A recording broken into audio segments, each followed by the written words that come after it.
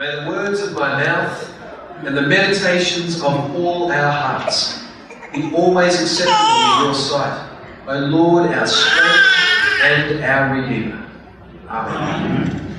Would you please be seated?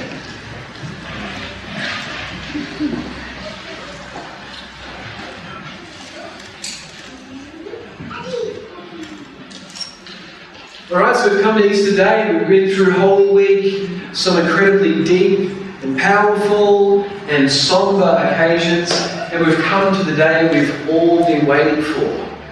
And what does that mean? We can finally stop complaining about hot cross buns being in the stores. That, and of course, the risen Christ is with us. What a joy! What an incredible story we tell every year over and over and over again, and it never gets old. You know why? Because it speaks into the very depth of who we are. All of us, each and every single one of us, experience little deaths and resurrections in our everyday lives. Is that something that rings true for some of you? Of course, we don't experience the experience that Christ had.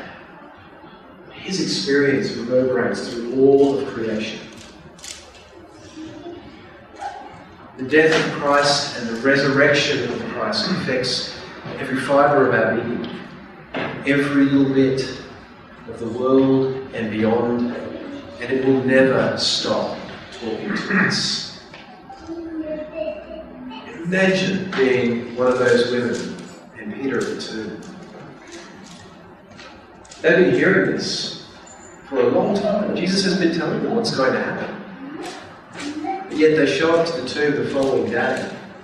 And if we've been following Holy Week, we can kind of understand why their minds might not have been ready to click into that place. Right?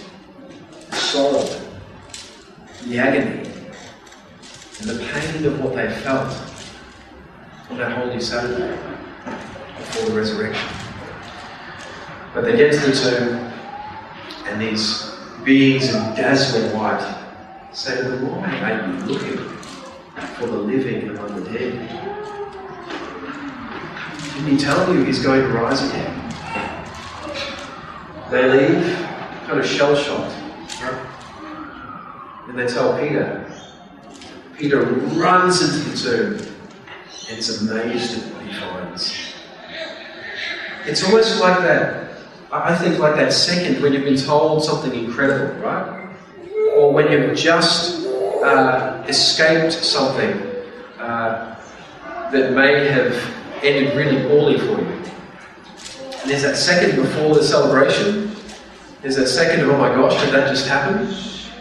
And then the celebration breaks through, that relief goes all over you. And there's nothing like that feeling. I think maybe that's what the women at the tomb were feeling at the time, before Peter rushed in. Now we've lit the first fire this morning down at the water, and it wasn't raining. It's incredible. That's almost a miracle in itself, right? So that's why the Paschal candle is lit, celebrating Christ's resurrection. It will be a reminder of us throughout all of this season.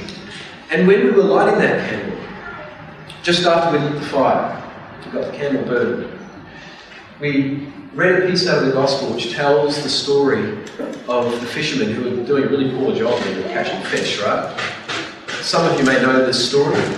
Jesus comes along, says a few incredible things. They put their nets out and they haul in such an incredible catch, a bountiful catch.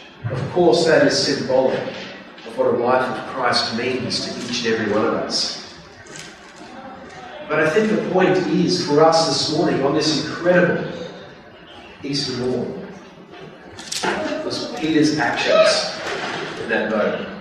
Any of you who weren't there this morning, do you remember what he did? He jumped into the water and ran out to meet Christ. Right? He forgot to put his clothes on. So, I was saying this morning, I'll say it again, this is how we should be meeting Christ. With such excitement, with such incredible awe at what has just happened. Racing to meet him in our lives the best way we know how and the best way we can. So I won't fill the space with too many words, so I'll keep it fairly short. Look, we know every year, and I joked about it at the beginning, there's always those grumbles, and of course if you're on social media, you seem to be in the world that you can eat more. Well, it's just after Christmas and they've got hot cross buns in the shops. You see that, right? People get really upset about this stuff. It's incredible. You should follow those threads if you want a bit of entertainment. Or the chocolate comes out too early. And we're upset about that. Or people say Happy Easter before it's actually Easter Day. And we're upset about that, right? This is a season, this is a day when we should be celebrating however other people might. A time of joy. A time of peace. A time of sharing with our families. We are people of joy and of celebration. That's the way we are called to be as Christian people.